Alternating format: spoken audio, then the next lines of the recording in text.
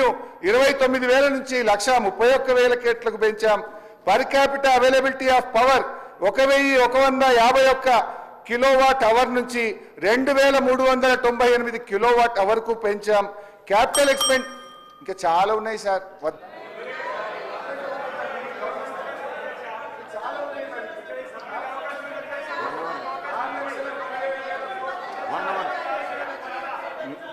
4,17,000 కోట్ల అప్పు తెచ్చి ఏం చేసిండు అంటే మరి ఏం చేసినామో చెప్పాలి కదా అధ్యక్ష.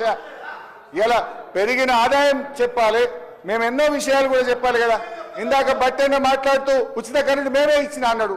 ఇదే సీట్లో జానారెడ్డి గారు ఎల్ఓపిగా కూర్చున్నప్పుడు కేసీఆర్ గారు అక్కడి నుంచి లేచి ఒక్క ఏడాది లోపల 24 గంటల కరెంట్ ఇస్తా రైతుల కంటే ఆనాడు జానారెడ్డి గారు ఏమన్నాడు, అరే అట్లయితే పోయి అట్లా 24 గంటలు ఎట్లిస్తామన్నాడు. ఆనాడు కాంగ్రెస్ ఇచ్చిన కరెంటు 7 గంటల కరెంటు, పొద్దుందాకా 3 గంటలు, దొంగ రాత్రి 4 గంటలు, ఉత్తుత్త కరెంటు, కాలిపోయే మోటార్లు, పేలిపోయే ట్రాన్స్ఫార్మర్లు. ఇవాళ 24 గంటల కరెంట్ ఇచ్చింది ఇవాళ బీఆర్ఎస్ ప్రభుత్వం. అధ్యక్ష ఈరోజు బాధ కలిగేది ఏంటంటే రేవంత్ రెడ్డి గారు కానీ ఈ ప్రభుత్వం ఏం చేస్తుంది, మేమేదైనా ప్రశ్నిస్తే మమ్మల్ని దబాయించుడు, ఎంక్వైరీల పేరు మీద అక్రమ కేసులు పెట్టుడు, ఇదే కదా మీరు చేసేది. ఇవాళ మా కేటీఆర్ గారి మీద అన్యాయంగా రాష్ట్రం కోసం ఆయన పనిచేస్తే, రాష్ట్ర ఇమేజ్ ను పెంచే ప్రయత్నం చేస్తే కేటీఆర్ గారి మీద కేసు పెడుతున్నారు. మహేశ్వర్ రెడ్డి గారు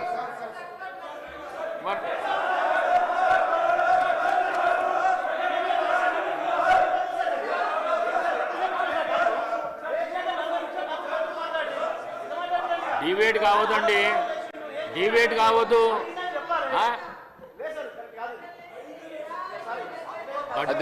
బడ్జెట్ మీద చర్చ నడుస్తున్నది, కేటీఆర్ గురించి చర్చ నడుస్తున్నదా?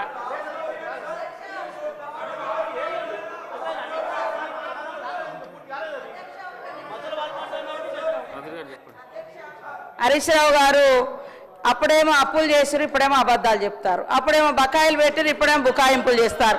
అప్పుడేమో బంగారు తెలంగాణ అన్నారు, ఇప్పుడేమో రోజుకో వేషం వేసుకొని బాధలున్నాయి అంటారు. మీరు ఇచ్చిన సమస్యలే కదా అవన్నీ. మీరే అన్నారు రైతులకు ఎన్ని చేసినామని, 30,000 కోట్ల రైతు రుణమాఫీ చేయకుండా ఎందుకు ఆపిర్రు?